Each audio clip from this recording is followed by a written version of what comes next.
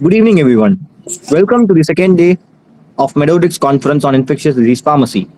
On this pleasant evening, we are gathered here to continue our discussions on infectious disease pharmacy and the crucial role pharmacists play in antimicrobial stewardship. It's my pleasure to introduce our esteemed lineup of speakers who will be bringing us valuable insights and expertise to our discussions, guiding us towards innovative solutions in infectious disease pharmacy. So, without any delay, let's welcome our first speaker of the day, Dr. VISHWAPAL SIVAKUMAR, an antimicrobial steward working as a critical care clinical pharmacist at Sri Ramakrishna Hospital, Coimbatore, Tamil Nadu. And he is also a member of Infectious Disease Society of America and also a member of FCPI, which is Federation of Clinical Pharmacists in India. And he'll be sharing his insights on clinical decision making by a clinical pharmacist. Over to you, doctor. Um, Thank you for a wonderful introduction. Yes, sir, you're audible, sir. I'll just share my screen.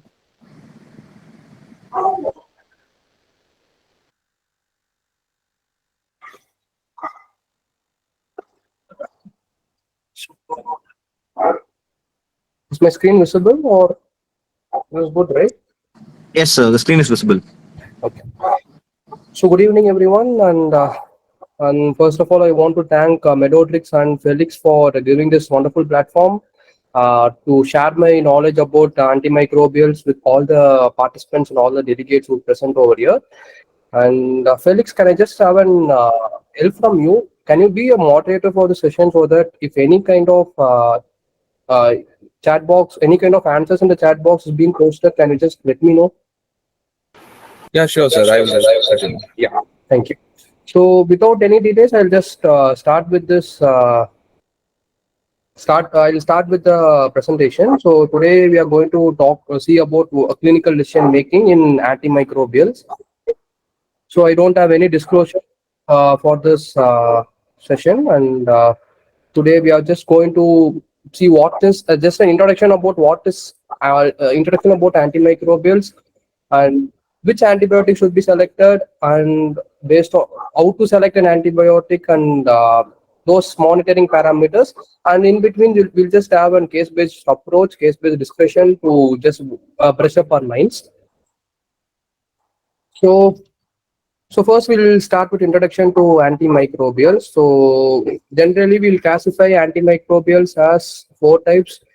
The first one is antibiotics, antiviral, antiparasite, and antifungal. So hope everyone know what is this. Everyone will be aware of this classification. So theoretically, we'll say antibiotic as antimicrobials, but practically we say antibiotics as antibacterial. So if I am going to say what antibiotics, it means antibacterials over here. And due to some time constraints, I am just focusing mainly on antibiotics and not and little bit on antifungal, and other tools I just left off. So quickly, I just move on to the mechanism of a combined mechanism of antibacterials present in the slide. So we got three different set of mechanism which has been present in the slide. So the first one is cell wall synthesis inhibitors, which includes beta lactams, as everyone knows, penicillin, cephalosporins, carbapenems, and monobactam. And again, we have two other class of antibiotics, vancomycins and cell membrane inhibitors, such as polymyxin and colistin. Okay, so in the top right, you have nucleic acid synthesis inhibitor. In this, we have three categories. The first one is folate synthesis inhibitor. So this folate synthesis inhibitors consist of two drugs, sulfonamides and trimethoprim. So sulfonamides have a different mechanism and trimethoprim have another different mechanism. So sulfonamides actually it inhibits the conversion of PABA to dihydrofolate, and trimethoprim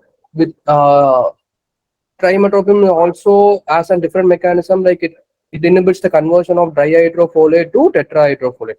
So just a quick question. So we just know these two drugs are combined together. So why is it combined together? So any guesses or any answers?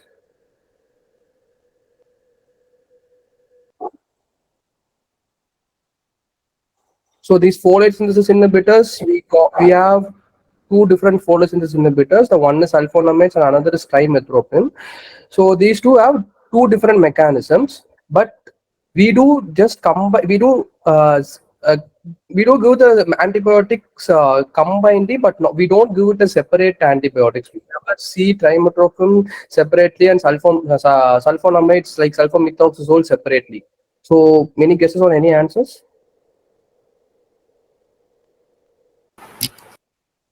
Sir, actually, I think trimethoprim is bacteriostatic, and when it is combined with sulfonamides, it is bactericidal. Okay. So, the right answer is because of the resistance. So if you're giving sulfonamides alone, the antibacterial, the bugs, the microorganism will get resistant to sulfonamide. If you're giving trimethoprim alone, it will get resistant to trimethoprim. So we are providing with we are combining these two antibiotics to decrease the resistant pattern.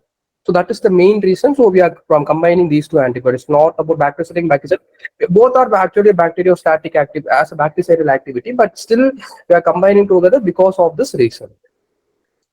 And the next one is quinolones, fluoroquinolones. So fluoroquinolones have two different mechanisms. It is based on the gram positive and gram negative. So generally gram positive, the quinolones inhibits the topoisomerase 4, but in gram negative it inhibits the DNA gyrase. And the next one is RNA polymerase inhibitor, which is a rifampicin. It is an anti-TB drug, as everyone knows about it. And finally, we have a protein synthesis inhibitors. In protein synthesis inhibitors, we got two subtypes. One is 30A subunit inhibitor, and another is 50A subunit inhibitor. So 30A subunit, we generally have an doubt why is this 30S and 50S are present in different manners. So this 30S actually helps in transporting the RNAs, and 50S helps in integrating the structure of the bacteria or the bug. So we got tetracyclines and aminoglycosides as a 30A subunit, and for 50A subunit inhibitors, we got macrolides, clindamycins, linezolid, chloramphenicol, and streptogrammin. So mostly these protein synthesis inhibitors are bacteriostatic in nature. They inhibits the bacterial bacterial growth. Okay, so through this mechanism, even we can differentiate antibiotic into two types. Again, as I mentioned, it is bactericidal and bacteriostatic in nature. So those antibiotics which inhibits the cell wall synthesis and inhibits nucleic acid synthesis are mostly comes under bactericidal, and nucleic acid synthesis inhibitor also act as a bacteriostatic for certain type of bacteria, and protein synthesis inhibitors which have only bacteriostatic activity. So yeah, so the next slide is about difference between prophylaxis and empirical therapy. So before selecting any antibiotic, we have to know the difference between what is prophylaxis and what is empirical. So these two terms or terminologies are not the same.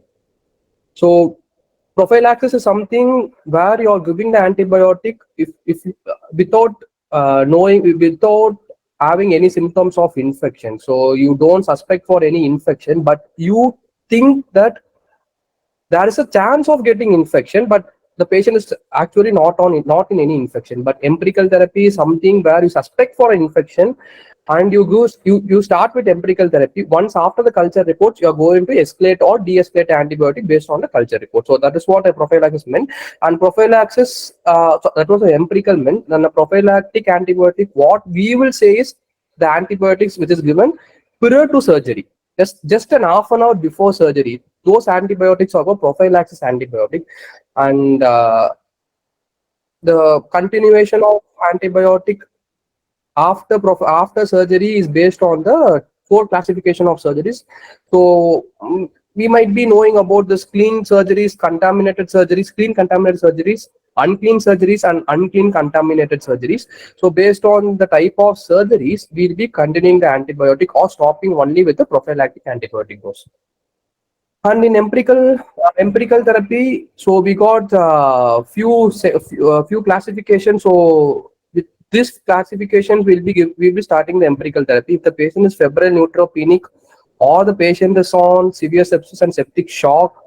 So shock is nothing but a poor perfusion of poor perfusion of oxygen to the organ or tissue. And if the patient comes with a community acquired pneumonia, or the patient is in ventilator associated pneumonia, or if the patient has necrotizing fasciitis. So in these conditions, we'll be starting empirical antibiotic, but not in the so this is the difference between prophylaxis and empirical. So both are not the same terminologies. So we'll just move on to the first case scenario. So here we got a case of 83-year-old patient who came with complaints of fever and dysuria and chills in the midnight. So you just gave with the, so we started with an urinary examination, and the urinary examination showed about it has few pustules and bacteria are present in the. So what will be your diagnosis, and what will and what will be a choice of antibiotic based on the case? Any guesses or any answers you have?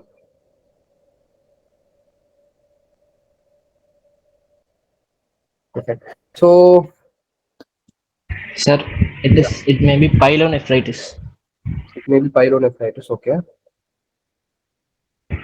So, Ceftriaxone. if you're going to consider any antibiotic, or antibiotic treatment is fine for this patient. Yes, sir. Can we go with ceftriaxone? Ceftriaxone. Okay. So this is where we lack actually. So we don't actually treat patient with ceftriaxone initially, or we don't treat a patient with ceftriaxone for urinary tract infections.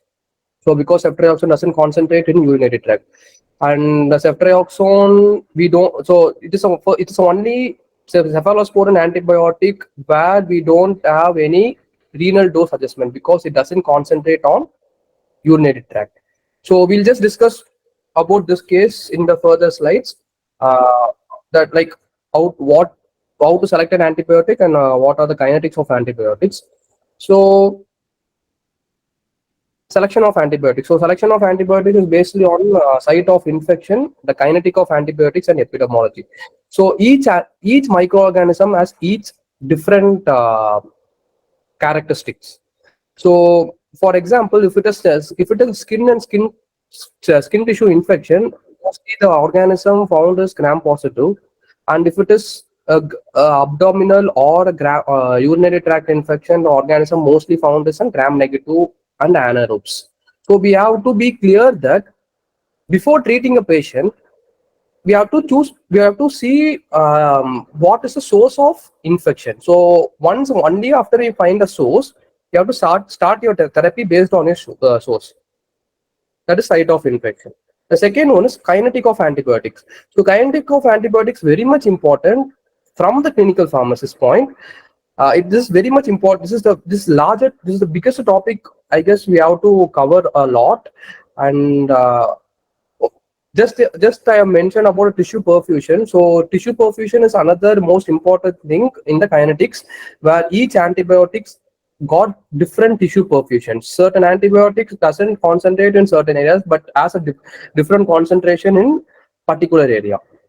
For example, tigecycline. So tigecycline doesn't concentrate in your blood. If the patient is presented with severe sepsis in the blood, infection in the blood, then you can't choose for tigecycline. If the patient is presented with abdominal infection, which is a tissue related, you can go with tigecycline, because tigecycline has a perfusion in your tissues rather than your blood. Okay. So the third one is epidemiology. So epidemiology is something where you have to be concerned about the resistant patterns. So practically just got an patient with the malaria who've been traveling for a few years, and with the history we came to know that he got malaria. He was in the area where the malaria has been present, and that area the primary drugs like chloroquine was resistant for the parasites like Plasmodium parasites. So we started with artemisinin, because artemisinin is a drug which is always given for the drug resistant malaria. So epidemiology is very much important. So based on because the patient might present from different situations, different areas, where the resistant pattern will be totally different than in your hospital setting. So based on the gene present, based on the epidemiological data, we have to select an antibiotic. So this is a slide which contains a gram-positive coverage. So we got penicillins like ampicillin and amoxicillin, and for penicillin is resistant, we have diclofenac and oxacillin. So cephalosporins like first and second generation have good activity against gram-positive, but third, fourth, and fifth generation have activities. But when compared with gram-negative, we have a little bit lesser amount of gram-positive activity. But the fifth generation cephalosporins like ceftaroline are mainly used for MRSA, that is methicillin-resistant Staphylococcus aureus. And we got macrolides like erythromycin, clarithromycin, azithromycin, quinolones like gatifloxacin and moxifloxacin, but levofloxacin is not much used for the gram-positive coverage. And for for MRSA coverage, methicillin-resistant Staphylococcus, we have vancomycin and Bactrim, shortly termed as Bactrim, the sulfonamides and trimethoprim. Clindamycin is totally for gram-positive. Tetracyclines we have for gram-positive. Linezolid is for gram-positive, and chloramphenicol is also for gram-positive coverage. So this, we have to be clear about what antibiotics should be given for gram-positive organism. So this is the basic idea behind gram-positive coverage. And the next one is gram-negative coverage. We got broad-spectrum antibiotic, anti-pseudomonas like ticaracillin calcinate and piperacillin tazobactam, and mostly cephalosporins. As I said, first and second generations are mainly for gram-positive, but we have got third, fourth, and again a fifth generation of antibiotic for gram-negative coverage. And tetracyclines, except tigecycline, other tetracyclines have only gram-positive coverage, but tigecycline has a gram-negative coverage. Aminoglycosides, macrolides, quinolones, monobactams. Monobactam is, for example, only monobactam is astrionum. So this astrionum is actually derived from a gram-positive bacteria. So that's a chance of super infection if you're going to give this astrionum as a single dose. So sorry, if you're going to give it a single dose, so it is always to be this astrionum should be given with a gram-positive coverage to avoid any super infection caused by gram-positive bacteria. And again, Bactrim, sulfonamide with dimetropin, carbapenems like imipenem, meropenems, and all the carbapenems have this gram-negative coverage, and even chloramphenicol.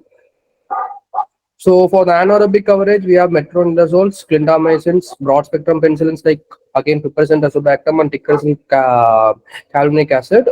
Quinolones, fluoroquinolones like gatifloxacin, moxifloxacin. So this is the only quinolones. These are the only quinolones which have anaerobic coverage. Other than this, none of the quinolones have anaerobic coverage.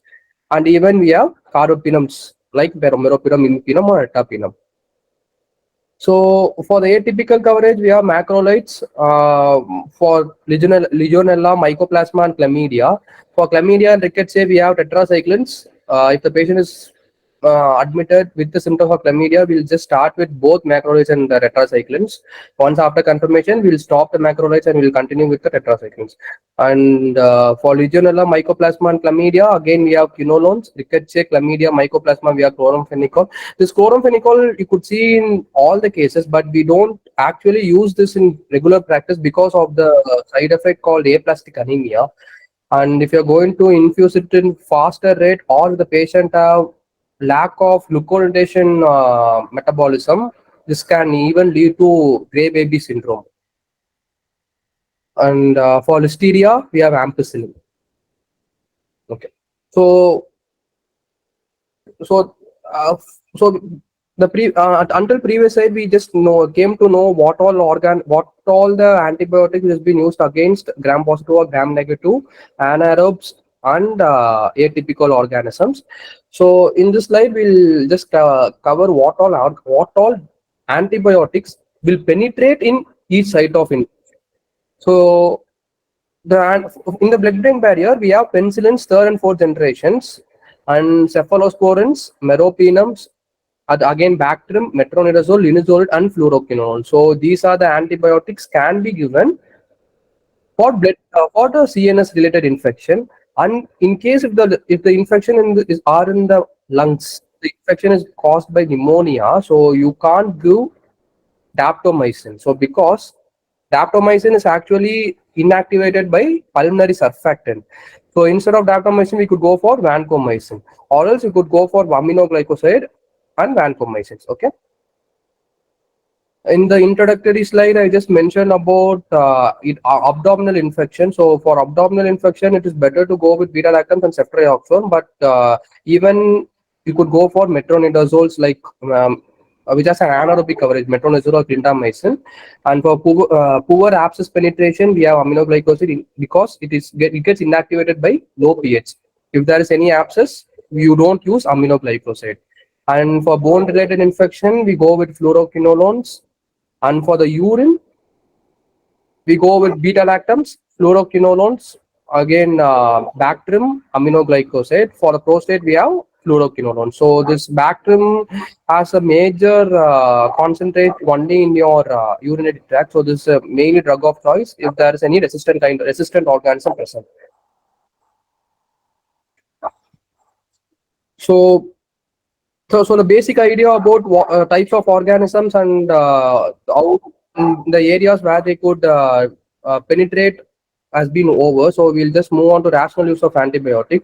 So we'll have a case discussion over here. So the first one is Mr. T. He's generally called as Tom. Once when he admitted, he just wanted to have a lot of tea, so we just named him as a T. So he's a 58-year male patient. He came with complaints of fever and burning micturition. Actually, he had a previous hospitalization for the same for 2 months back and was treated with IV antibiotics and got discharged with normal renal function. Okay, so at a discharge, he got a normal renal function, and he was on, and he has a known diabetic and on SGLT2 inhibitor. So what will be diagnosis and treatment of choice for Mr. T? So he came with a complaint of fever, burning micturition, and he was previously hospitalized and was treated with IV antibiotics and got discharged with normal renal function, and he is on SGLT2 inhibitors. Anyone? Urinary tract infection, sir. Yeah, true. That's an urinary tract infection. And why is that urinary tract infection is occurring for this patient again and again? He's on SGLT2 inhibitor, so fluorescents are known to cause UTI. Yeah, that's true. Yeah, correct. So SGLT2 inhibitors generally, its mechanism says that mostly the glucose will be excreted only through the urine. So it gets sedimented in your genital area, so that the glucose, once the glucose sedimented, there's a chance of urinary tract infection. So what would be the choice of antibiotic for this patient? Any guesses?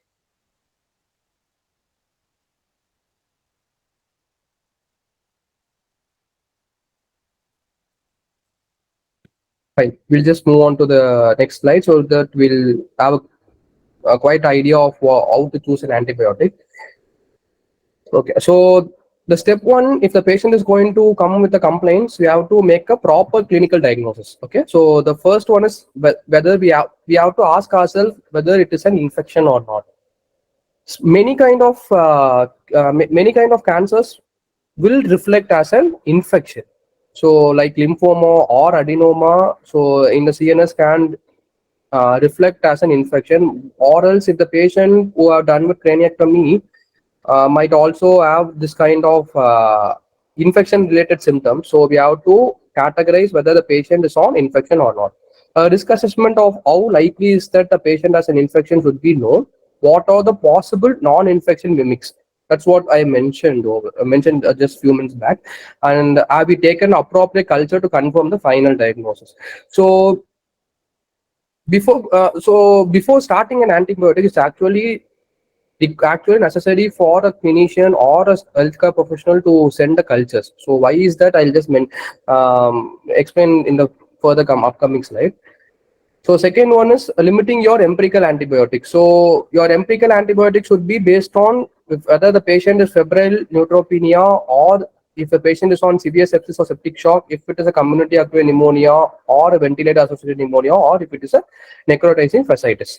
So only if the patient is on these 5 criteria, you could start your empirical antibiotic. Unless otherwise, if there is no other symptoms or no other complaints, it's not necessary for a patient to start an empirical antibiotics. So febrile neutropenia mentioned over here is either patient is on immunocompromised or immunocompetent, and if he is going to admit, and if he is going to develop a fever, you can start with an empirical antibiotic.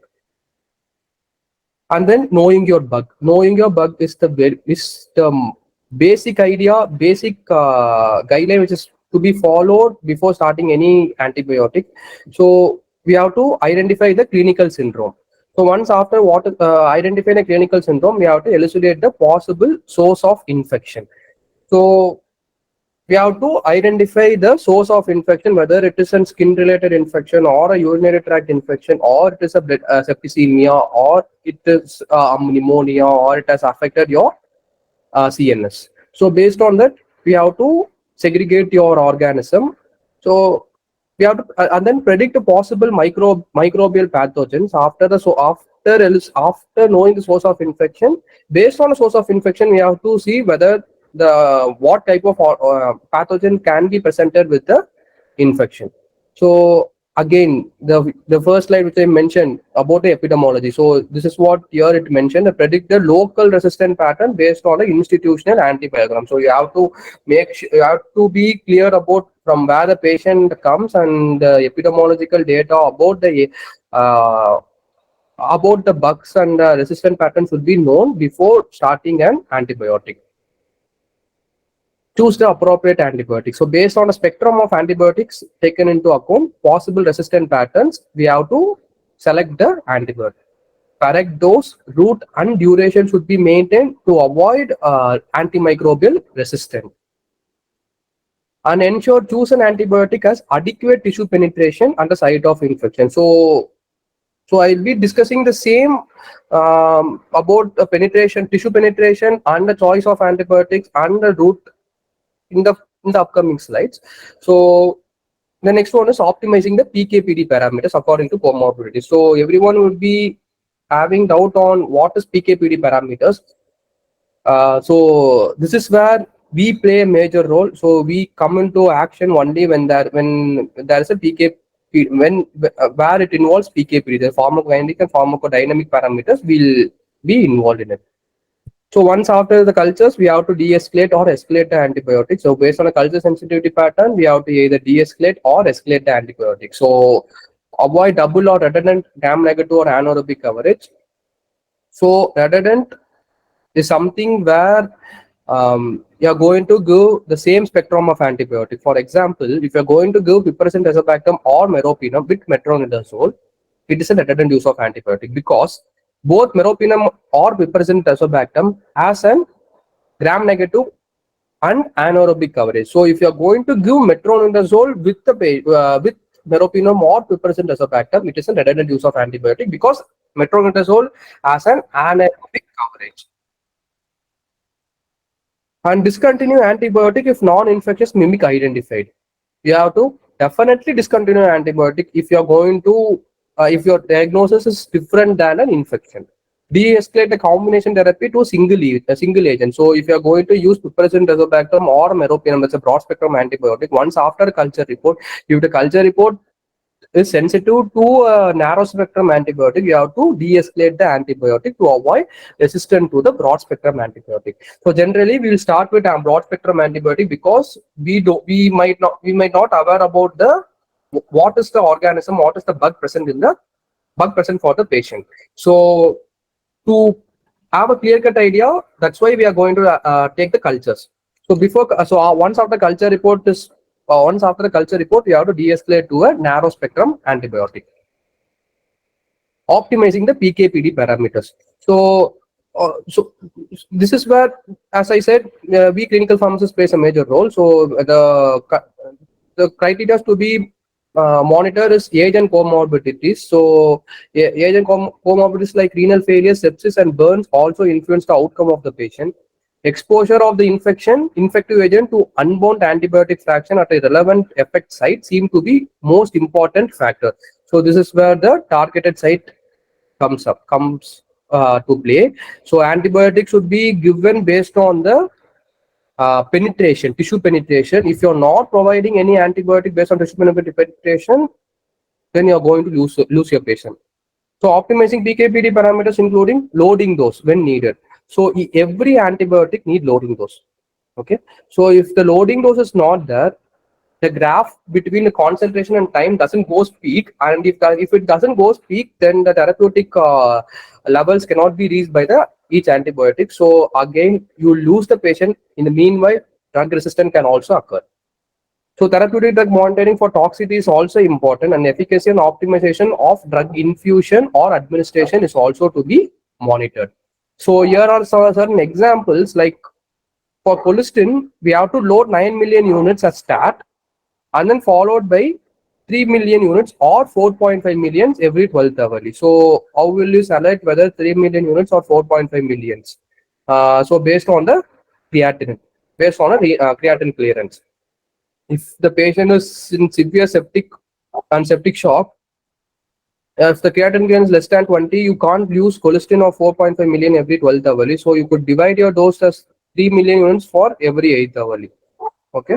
And for vancomycin and aminoglycoside, we have to go for TDM to avoid the toxicities like renal toxicities. So for vancomycin, if you're going to give a patient with 1 gram every 12th hourly, our TDM trough level should be around 15 to 20 microgram per ml. Below this trough level, the vancomycin is not going to be effective. Above this trough level, vancomycin will be effective, but it can cause toxicities. And external infusion of beta lactams. So it is always better to go beta lactams in an extended infusion, and even we have certain studies saying that it does extended infusion is not necessary, but still it is a time dependent antibiotic. So I'll just explain about what is time dependent and concentrate dependent and the later stage. So just a small intro about time dependent. Time dependent antibiotic is something which should be exposed in the body for quite a longer period of time, and concentration dependent of antibiotic is something where the once when the antibiotic is being exposed, it has a longer antibacterial action. So that is what the difference between time dependent and concentration dependent antibiotic. Oh my god! So actually, forgot about Mr. T. He's been admitted, right? So okay, so first step is we have to make the clinical diagnosis. Is it an infection? Yes, definitely it is an infection because he is presented with fever and burning micturition, and limiting the empirical therapy. So Mr. T has sepsis. So we're definitely going to start with an empirical therapy of antibiotics. So what is the bug? This is where the question lies. So the patient has burning micturition. The source of infection is an urinary tract. So what is that bug? So most common infection causing urinary tract is enterobacterials, which consist of E. coli and Klebsiella pneumonia. So we got two types of gram-negative organisms. Basically, we got two types of gram-negative organism which causes infection, and others are very rare. The one such type is So one such type is enterobacterials, and the other one is non-enterobacterials. So enterobacterials are fermenting organisms which is present in your abdomen. So this is present in your abdomen, and it can cause infection, that is E. coli and Klebsiella pneumonia. The other one is non-enterobacterials, is a non-fermenting antibiotic like Pseudomonas and Acinetobacter. So these non-enterobacterials are present in the community or outside your body. So those organisms are very much typical, and they can cause severe infection compared with enterobacterials. Step 4. What is up? Yeah. So actually, we have some answers in the chat box, sir, for the antibiotic choice of antibiotic. Yeah. What is the antibiotic? So people have said fluoroquinolones as the answer, Okay. and one participant has said cefuroxime sulbactam, sir. Okay. Yeah, that's it, sir. Okay. So for the one who have answered the cefuroxime sulbactam, actually it is a good choice actually, but the concern over here is the patient has admitted several times, and he's been treated with IV antibiotics previously, and And the last time we used antibiotic was 2 months back. So history is very much important. Okay, so patient medication history and medical history is very much important, and this is where the choice of antibiotic for us is left. So once when the patient has been given with IV antibiotics at 2 months back, definitely is going to have some kind of resistant genes. Okay, so resistant genes like ESBL, AMC, or oxofotrat can be presented, and the empirical choice would be meropenem, and the one who have given with fluoroquinolones. Yeah, fluoroquinolones can be given, but but it is being restricted because fluoroquinolones can cause horizontal way resistant patterns, because the bugs which has been resistant to fluoroquinolones, the plasmid change can happen between the bug. So there are two different type of resistant pattern can happen. One is vertical and another one is horizontal. Vertical is in the sense the plasmid changes from the changes between the two generations, from the first generation to second generation to third generation of the same bug. But horizontal resistant is where the resistant transfer from one microorganism to another microorganism. For example, as mentioned here, E. coli has some kind of, if it has some kind of resistant like ESBL, it can spread to Klebsiella pneumonia while using this fluoroquinolones. And again, fluoroquinolones in hospital sector, in IP patient, it can cause a serious adverse event. So we generally don't use fluoroquinolones. So here the choice of drug is meropenem. So here the so patient has been admitted with the same complaints previously, and so he would have so the suspicion is the drug would have caused the microorganism would have caused resistance. So we are choosing meropenem as a drug of choice. So once after Yes, sir. okay, Two participants have told meropenem. carbapenem, ertapenem, and Sudarshan, a participant, has said that we can go for meropenem 1 gram TDS empirically Okay. with a stat dose of 2 grams. Okay, fine. Yeah. Yes, sir. So I guess most of the participants are more involving into this, and yeah, meropenem is a drug of choice, but even ertapenem is a drug of choice, but still we have to check for the CNS activities, because meropenem and imipenem and ertapenem has an seizure threshold, which has low seizure threshold, but meropenem doesn't have lower. It has a highest seizure threshold, and that's why we are going to that's why we choose meropenem in the clinical settings. It's actually a good choice, but the loading dose with 2 gram and 1 gram TDS, we'll discuss it later.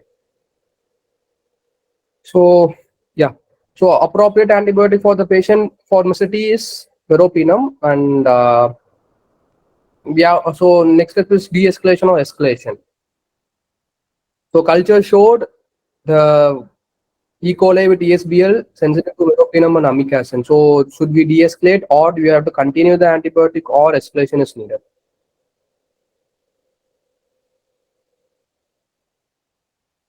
Any answers? Sir, we can continue the antibiotics. We continue the antibiotic. Okay, so in the previous slide I have mentioned, sorry, I just want to go on previous slide, but in the previous slide I have told in the de-escalation escalation part, it is always necessary to step down the broad spectrum to narrow spectrum once after the culture report shows well. Okay, So there is an answer in the comment section. One participant said we need to de-escalate and stop amikacin. No, we have started with meropenem. We didn't. I think there is a typo there. Okay. So to start amikacin, yeah, that's correct answer actually. So we have to stop the meropenem and start with amikacin. That's the correct answer. And still we don't practice the same because of several factors involved in treating the patient. But according to the guidelines and according to standards, we have to de-escalate meropenem to amikacin. Okay. Yeah. So that's all for all the Correct answer, delegates. And we'll just move on to case-based study 3. And we have Mr. Lee admitted the complaint of fever for 3 days, high grade on the day of admission. And actually, yes, this as a surgical procedure called disarticulation a week back, and now the wound area was found to have abscess. So what will be the treatment of choice? Start with antibiotic. After the cultures can be given. After that culture can be taken. Take a culture and start an antibiotic. Antibiotics not actually needed for this patient, but just a drainage of abscess will be okay. Drainage of abscess, take culture and then start antibiotic. So what will be the treatment of choice? Sir, option D, sir. Option D. Yeah. Any D, other? drainage of abscess. Abscess, take culture and then start antibiotic. Okay. So any other answers? Okay. So it's a correct answer. So D is a correct answer. So yeah. So in this case, actually the patient has been disarticulation and the proper wound management was not done. That's why the patient has came with an abscess in the surgical area. Okay. So as I mentioned before, culture should be taken before antibiotic starting, and so maximum we have to remove the abscess or the infection part, so that we don't allow the microorganism to grow in the same area. So drainage of abscess is very much important. So without draining the abscess, if you are going to treat the patient with antibiotic, definitely the patient won't be discharged normally. Definitely he'll end up in some kind of negative effect. So draining of abscess is very much important in this case. Okay. And interpretation of culture report. So this is a study where it mentioned that the positive blood culture rate is reduced by prior use of antibiotic. Therefore, it is common practice to obtain blood culture from the patient with suspected infection prior to the antibiotic initiation. So this is what I wanted to mention from the beginning. So if you are going to start an antibiotic in an infected patient, you have to definitely take a culture before initiating any antibiotic. So because if you're going to give an antibiotic and then start a culture, the load of antibiotic will be reduced in the specimen. Whatever specimen it may be, it might be a tracheal or a urine or abscess kind of thing, or if it is a blood or any specimen it might be. So you have to take the culture and then you have to start with an antibiotic to get the proper culture sensitivity and proper yield of an organism. Okay, this is very important point where many hospitals and many healthcare sector doesn't follow this because of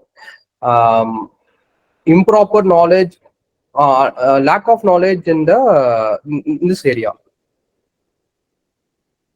Okay, so once when the culture report is being found, so based on the CLSI guidelines, the sensitivity patterns are being established from your microbiological lab. Okay, so CLSI guideline shows it is based on the MIC, this minimum inhibitory concentration. Hope everyone would be aware about this minimum inhibitory concentration. So based on MIC, we'll be categorizing into 3 types: susceptible, resistant, and intermediate susceptible organisms. Okay, so what is susceptible report? Isolate is likely to be inhibited by usually achievable concentration of particular antimicrobial agent when the recommended dose is used for particular site of infection.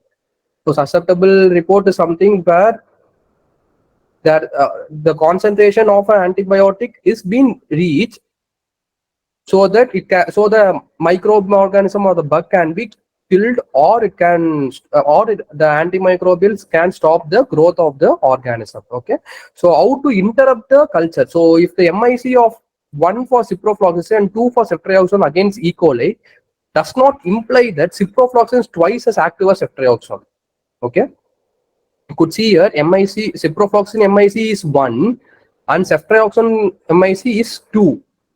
Okay, so it doesn't mean that ceftriaxone is twice the active as ciprofloxacin. It doesn't mean like that. It is said that it indicates that concentration achieved by giving recommended dose of both drugs are likely to be active against the organ. So this MIC here mentioned is milligram per liters, milligram or microgram per liters, and 2 mentioned over here is milligram microgram per liter. So you have to make sure that your dilution and your infusion, which comes to a range, it doesn't goes below 1 for ciprofloxacin and 2 for ceftriaxone for its proper therapeutic activity against E. coli in this instant. Okay. Fine. So this is the CLSI guideline report. I just gave a brief report for Acinetobacter species. So here you could see CLSI.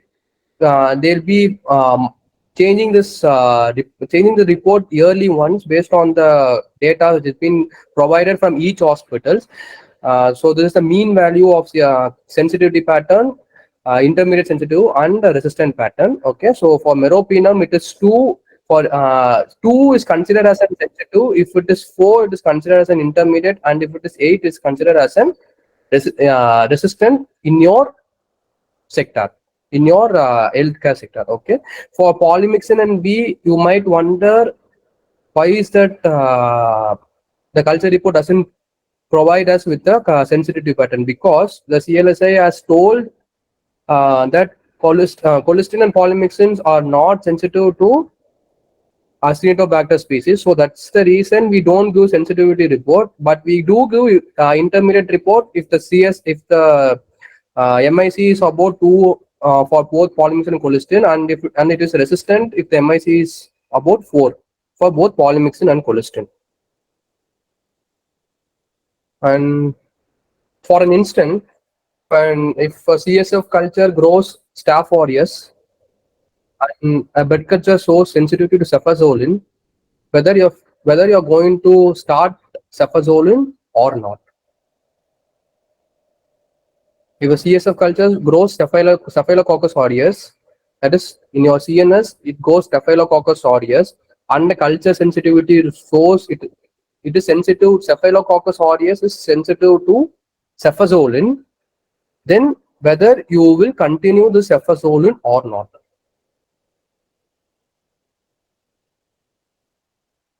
Any answers?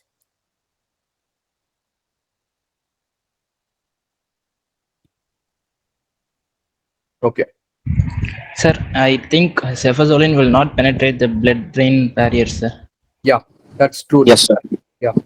Cefazolin does not penetrate the blood-brain barrier. It does not concentrate in the CSF.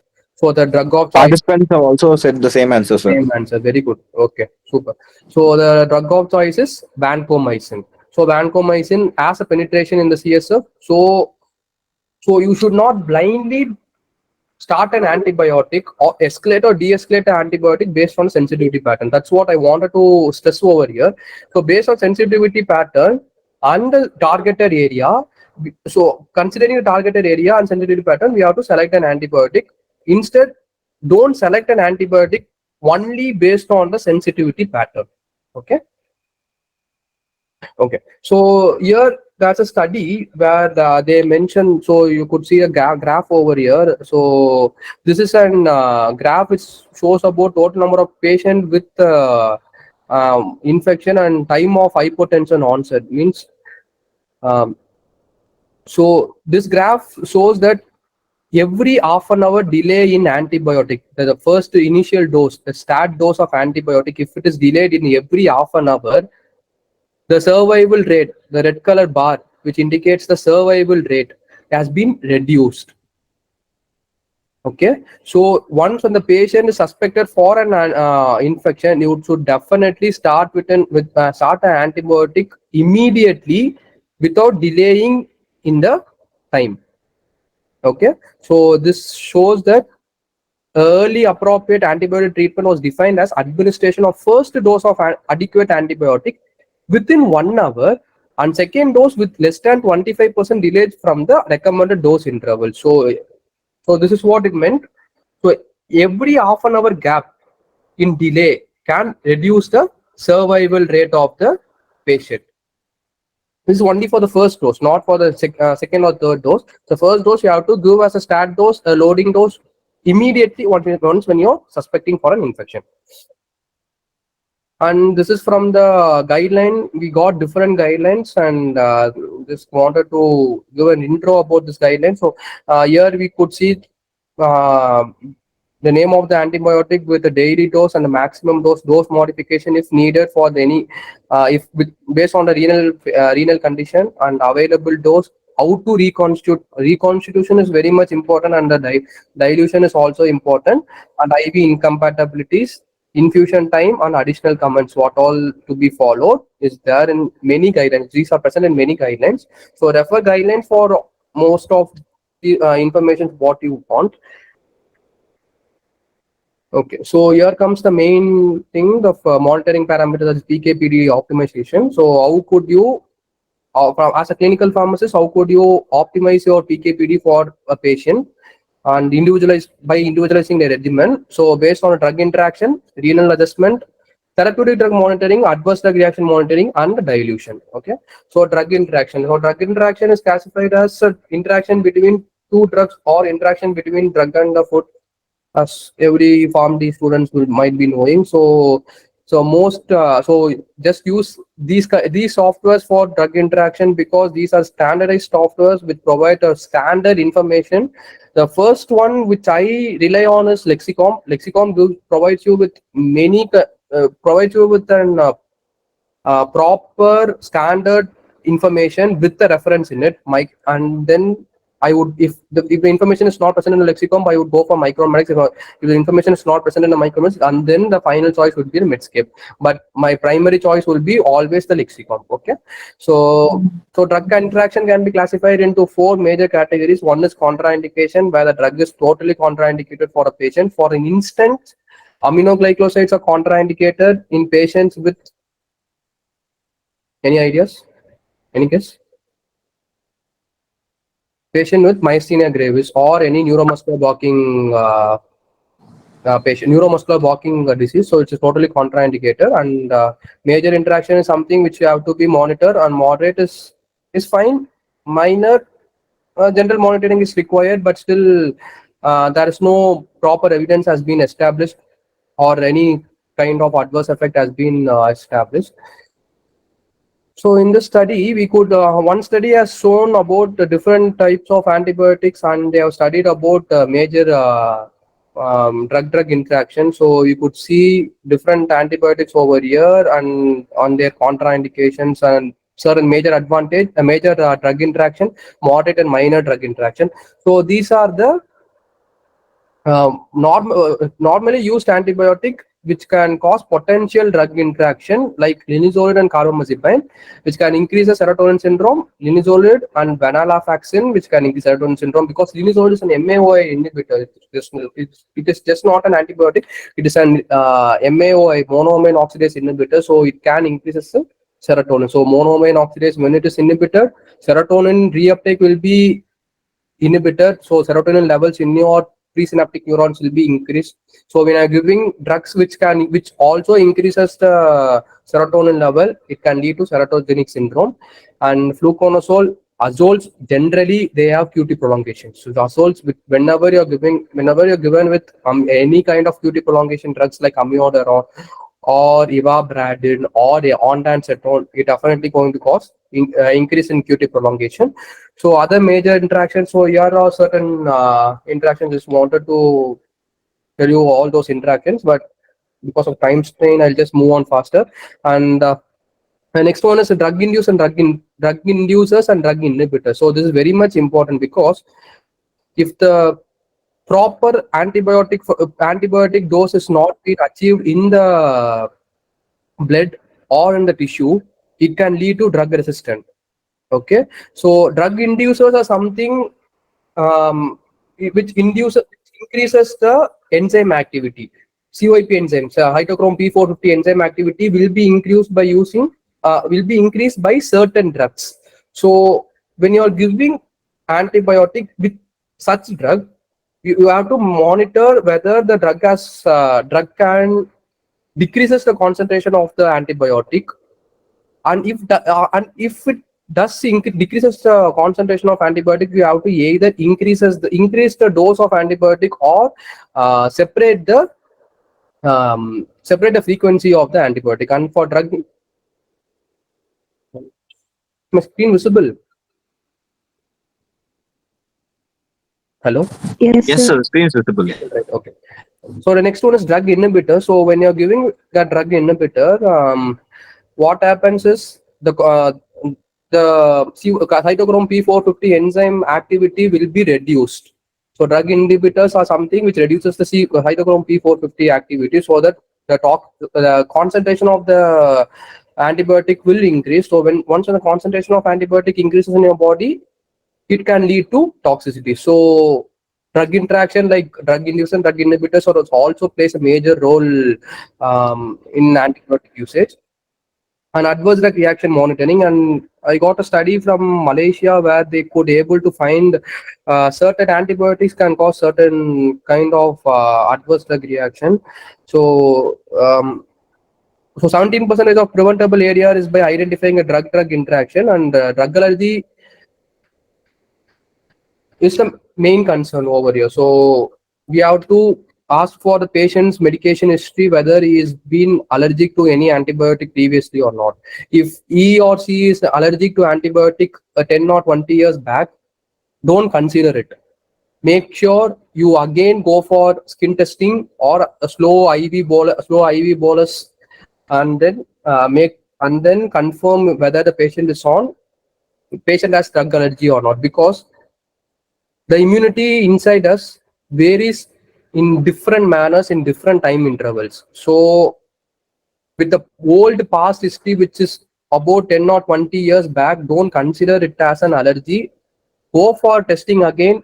If the patient is going to have allergy again, then stop it and give them the allergy card. Okay, so these are the certain allergies, certain adverse drug reactions found in this study. So vancomycin can cause acute kidney injury, xanthema, face flushing, trimethoprim sulfamethoxazole can cause Stevens syndrome, and amoxicillin can cause rashes, periorbital swelling, anaphylactic shock, agitation, diarrhea.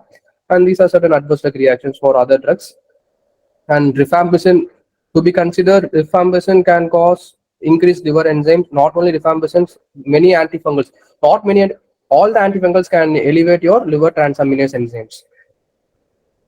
And yeah, so initially we started with antibiotic, right? So for Mr. T, I guess you all forgot about him, and actually he has been presented with creatinine clearance of 40 ml per minute at admission. And I guess one of you has answered to start meropenem 2 gram and then 1 gram TDS, right? So here what the physicians said is to start meropenem 500 TDS based on a creatinine clearance.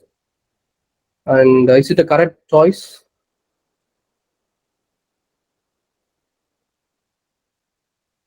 Is it okay to continue meropenem as 500 TDS based on his creatinine clearance?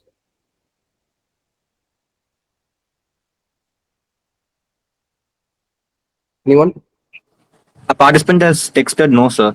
No. Means no in the sense this is not a correct dose. Yeah, he has said that that's not a correct dose. Okay, yeah, that's true actually. So, so generally we calculate a renal clearance through Cockcroft-Gault formula, Cockcroft equation, which is present over here. It is 140 minus age in years into ideal weight divided by creatinine in milligram per deciliter into 72. And if it is a woman, we have to multiply with 0.85. So Mr. D has 40 ml per minute creatinine clearance, which has been calculated through Cockcroft-Gault equation, and he is on AKI. He is on acute kidney injury. So if the study shows that the dose adjustment for beta lactams may not be necessary if the first 48 hours of infection induce AKI. If the patient is on AKI for first 48 hours, it is not necessary to reduce the dose based on the creatinine clearance. Okay, so you have to give the full dose. That is meropenem 1 gram TDS is the full dose, and it should be given for the patient. And I guess one of you has answered meropenem 2 gram followed by meropenem 1 gram TDS, right? So meropenem 2 gram is actually indicated in patient who have CNS infection, because meropenem doesn't concentrate in your CNS. without if the patient doesn't have any meningitis. Okay, so if the patient has meningitis, then you are giving with meropenem 2 gram. Yeah. Okay, so if you're giving meropenem 2 gram, I guess someone's mic is on. Participants are requested to turn off your mic if you're not asking any questions. Thank you. And yeah, so meropenem 2 gram is given only for CNS related infection, not for the any other infection outside the blood-brain barrier. Okay, so for the T, we have to start meropenem 1 gram TDS because he is on AKA, and after 48 hours of creatinine, monitoring the creatinine, if it doesn't comes down, you can then reduce your dose. If it is coming down based on a culture sensitivity pattern, you can go for the normal dose of antibiotic. Okay.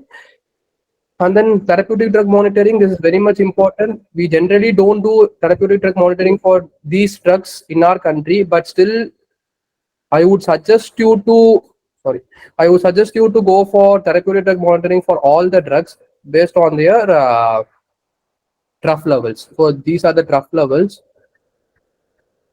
And because to maintain the proper therapeutic efficacy and to prevent resistance, we have to go for therapeutic drug monitoring.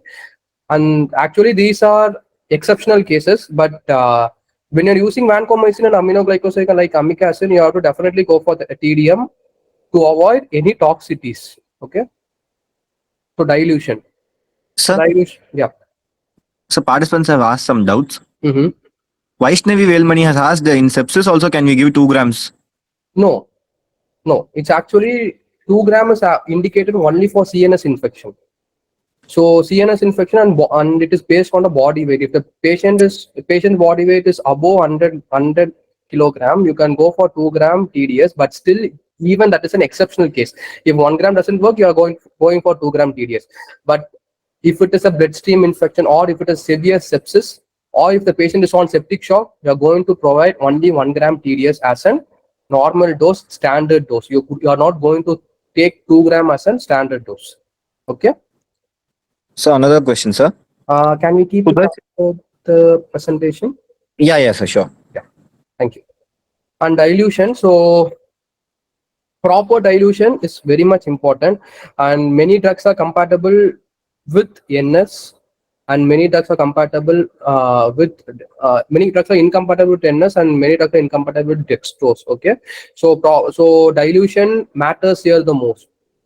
So many institutes and many settings, what they do is they reconstitute directly with NS. So reconstitution should always be with sterile water for injection, and then the dilution should be based on the antibiotic which has been used. So IV incompatibility also plays a major role over PK/PD optimization. So for example, polymyxin B and phosphomycin. Polymyxin B and phosphomycin should be diluted only in the dextrose, not in the NS, because polymyxin B stability is achieved only in the NS, not in only in the dextrose, not in the NS. And phosphomycin increases your sodium levels. So if you are going to dilute phosphomycin with NS, definitely it is going to cause hypernatremia. Once when the patient is on hypernatremia, it's very difficult for any consultant to bring the hypernatremia condition to a normal range. Okay, so phosphomycin should be diluted in the dextrose.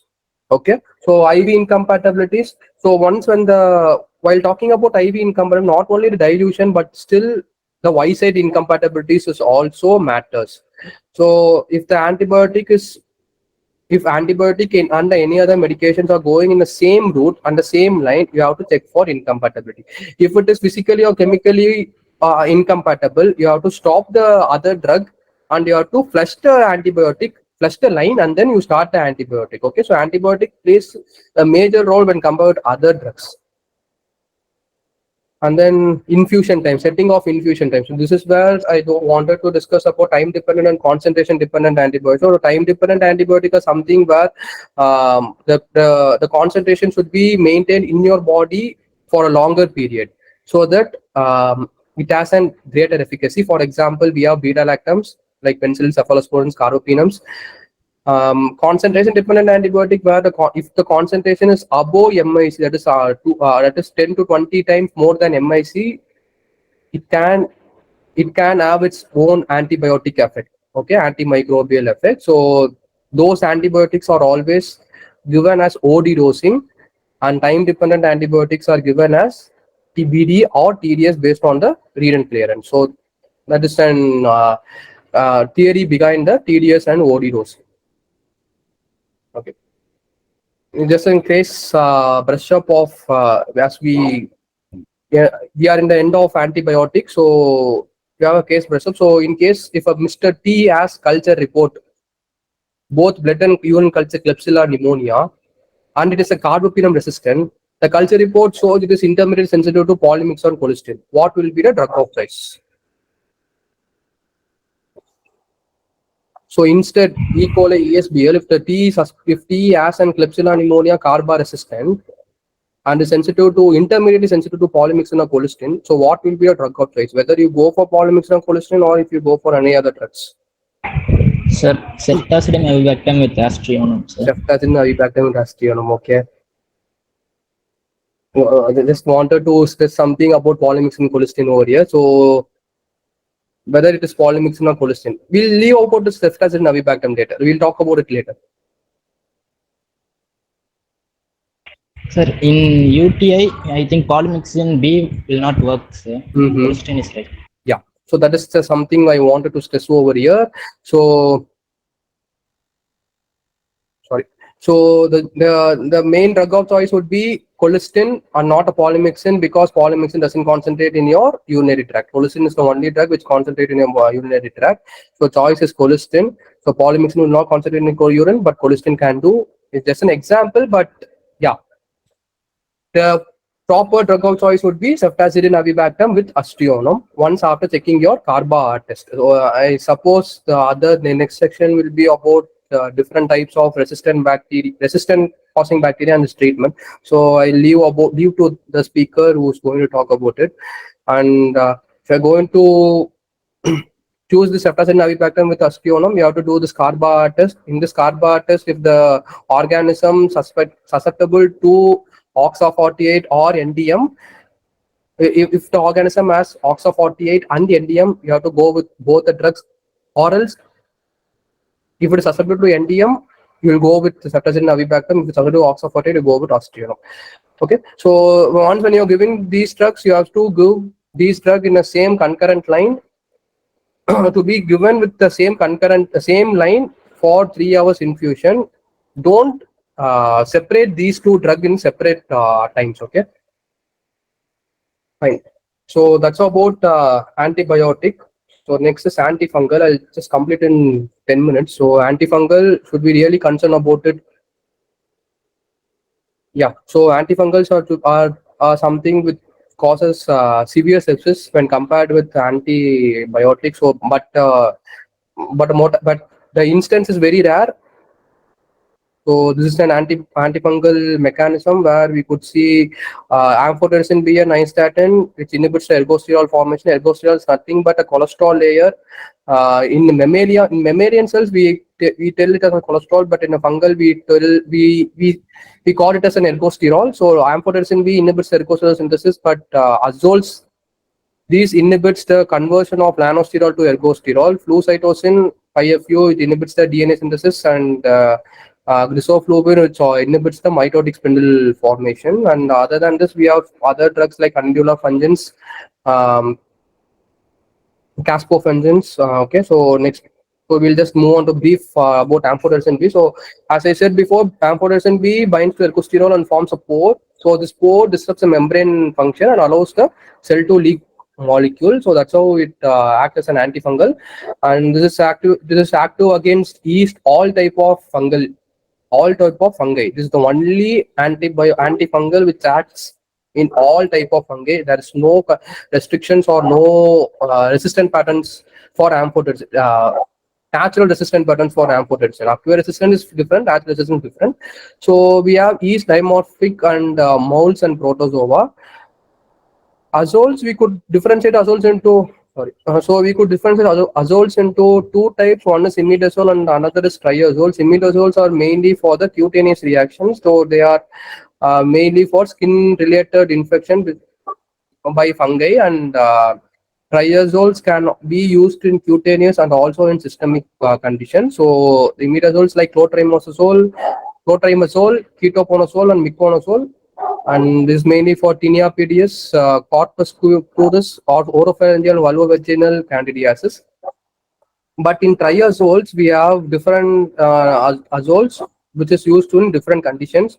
So fluconazoles are active against Cryptococcus neoformans, Candida albicans, and Candida parapistolosis, and resistant to Cryptococcus cruzi and gallbladder, and no treatment for aspergillosis. So if you're suspecting aspergillosis, so you can't use fluconazole. For aspergillosis, you could go for voriconazole or itraconazole. So itraconazoles are used against blastomycosis, porotrichosis, and histoplasmosis, and very rare for Candida and Aspergillus species because of its rate and its toxicities. And voriconazole mostly is given for invasive Candidiasis and invasive Aspergillosis.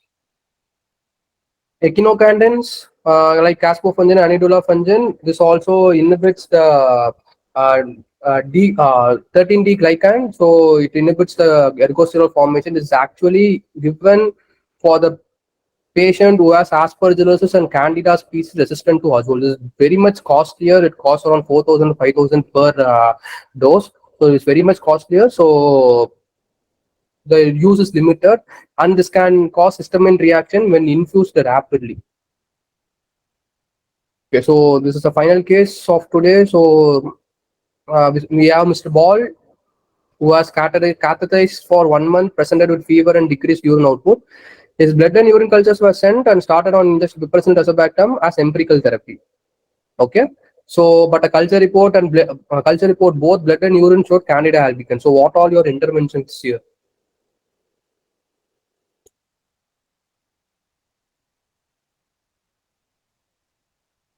Any answers?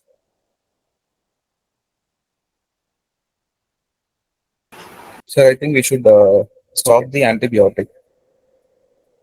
Okay, we are going to stop the antibiotic. And for the culture report in blood and urine, fine, I'll move on. So the first one is you have to stop the antibiotic. That is true, that is correct answer. And then for the urinary culture, we have to recatheterize, and you have to start with antifungal. So which antifungal you will start? So preferably we will go for amphotericin B, which concentrate in the urine as well as in the blood.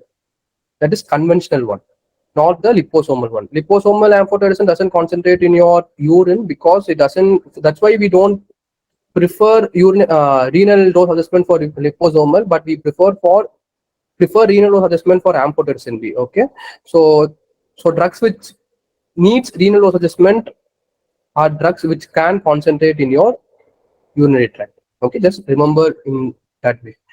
And you have to stop the antibiotic, and in which cases you have to start antifungal. So that is a main concern, because certain institutions starts antifungal if the patient is on urinary catheter.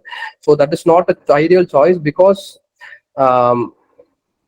definitely if a patient is on urinary catheter, the patient would develop a fungal organism. So just a recatheterization is fine, and once when the fungal is in your blood, you have to definitely treat it. And if it is in your tracheal tube, if the patient is intubated, then changing of tracheal tube or changing of a urinary catheter is very much important. Only that would be major fine. If the patient develops any pneumonia because of fungal, you could start your antifungal. Unless if he or she doesn't have any symptoms about pneumonia or urinary tract infection, it is not necessary for an clinician to start with an antifungal. Okay, but if it is suspected in the blood, you have to definitely start. So general monitoring parameters in antifungals are drug-drug interaction, because azoles are enzyme inhibitors. Okay, so it can increases the concentration of other antibiotics. So drug-drug interaction is very much important, and adverse reaction like hepatic enzyme monitoring is very much important for azoles, because Not only azoles, all the antifungal can increase your hepatic liver enzymes. And visual disturbance is most commonly seen with voriconazole. So voriconazole, if your patient is on voriconazole, look for any visual disturbance. And PKPD parameters like amphotericin B dilution, infusion, and pre-medication is very important. Amphotericin B is also should be diluted in 5D with the minimum concentration of 150 for liposomal amphotericin B. Minimal concentration should be 150 milligram. Sorry, the 1 milligram per ml concentration should be maintained for dilution, and it should be infused for minimum of 2 hours to avoid infusion reactions. And pre-medications like Avilant extras can be used to avoid any allergic reaction due to amphotericin B. And posaconazole, it should be given before food. If you're going to give it after food, doesn't have a proper bioavailability. And if you're going to give it with PPI or after PPI, the absorption of posaconazole will be reduced. So if a patient has an ulcer and you have to start with posaconazole, start posaconazole before PPI or any acid suppressing therapy, and then go with PPI. After that, ask the patient to have his or her breakfast, lunch, or dinner to avoid the absorption of posaconazole. So the timing of each antibiotic, changing the frequency is very much important in all the instances. So take-home points: selection of antibiotic based on the site of infection and epidemiology is important. Optimizing PKPD parameters is the main area where we could show our potential to all the healthcare professionals. Monitoring parameters. So you have to know about all the monitoring parameters about each and every drug, each and every antibiotic you are going to use. And not only monitoring parameters, with monitoring parameters, you have to know about all the side effects and adverse events and contraindications of all the antibiotics to select the antibiotic based on the patient population. And proper usage of antibiotic is very much needed to prevent resistance. So these are my references. Thank you. Sir, can we go with the ecofungins, that is the angular fungins or the any other fungins in this case, rather than going for the azoles? Yeah, but Anidula fungin doesn't concentrate in urine. But sir, in the present era, sir, I think so many of the candida fungus having a resistance against the sir azoles, sir. Yeah, we could see many organism with many fungal infection with resistance. In that, you can go with the dual therapy. Like you could start with fluconazole and anidula fungin or echinocandins. So means any azole with echinocandins, because echinocandins has a highest activity in blood, but doesn't penetrate in your urine. But azoles can penetrate in your urine also. So combination of these two antibiotics can help you in proper treatment. Okay, sir. Thank you, sir. Yeah. So actually, I got few questions, right? Yes, there's one question in the chat box. Mm-hmm. Mohammed Noor, sir, he has asked that antimicrobial treatment guidelines ICMR has said that amikacin is incompatible with all antibiotics. Mm-hmm. And he's asking what is your comment about this? Yeah, that's it's a recent guideline, I guess. So amikacin has actually been incompatible mostly with beta lactams, not with all other antibiotics, mostly with beta lactams. So if you're going to once after the culture report, if you're going to start de-escalate your antibiotic, why are you going to prefer a going to prefer with a broad spectrum like beta lactams? So it is fine to go only with amikacin, but not with other beta lactams once when your cultures are sensitive after culture report.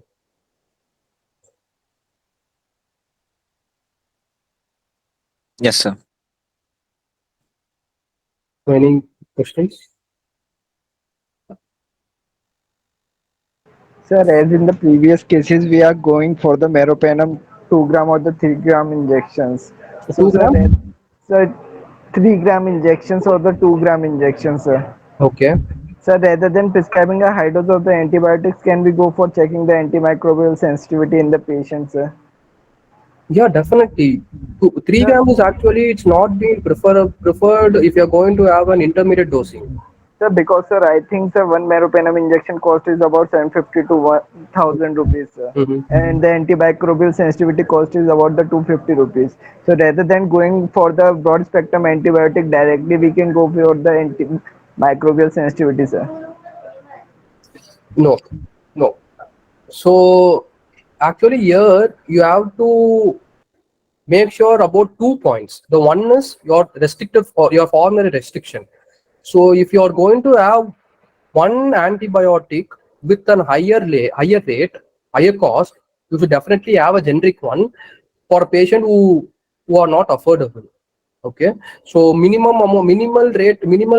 MRP rate of antibiotics should definitely be available in all the hospital formulary. And the second one is, I have mentioned in one of the slide where you have to start your antibiotic immediately once when you suspect for an infection, or else if you are waiting for the culture report comes after 48 to 72 hours. So if you are not treating a patient for 72 hours, the mortality rate of the patient will be very much higher. So the chance of death is very high if you're not going to start an antibiotic immediately after the culture has been taken. Okay, so it is always to take culture and start an antibiotic. If the patient is not affordable, go with the minimal rate antibiotic. We have different generics available in the market with minimal rate. So you could suggest your clinicians to have those antibiotics for a patient who cannot be affordable. So instead of doing this, if you're going to start meropenem as 2 gram or 3 gram in an intermittent dosing, it will definitely lead to toxicity and a resistant pattern, and it increases the resistant pattern. For meropenem, actual ideal dosing is only 1 gram TDS for normal blood and other infections other than CNS infection. And yeah, so these 2 points should be considered. Okay, sir. Thank you, sir. Yes, sir. That's the question in the comments box, sir. Thank you so much for everyone for kind patient listening also. Yes, sir. Thank you for that informative session, sir. The case-based discussion actually gave us some clarity about how to select the antibiotics and all. Thank you. Yes, sir. Thank you, sir.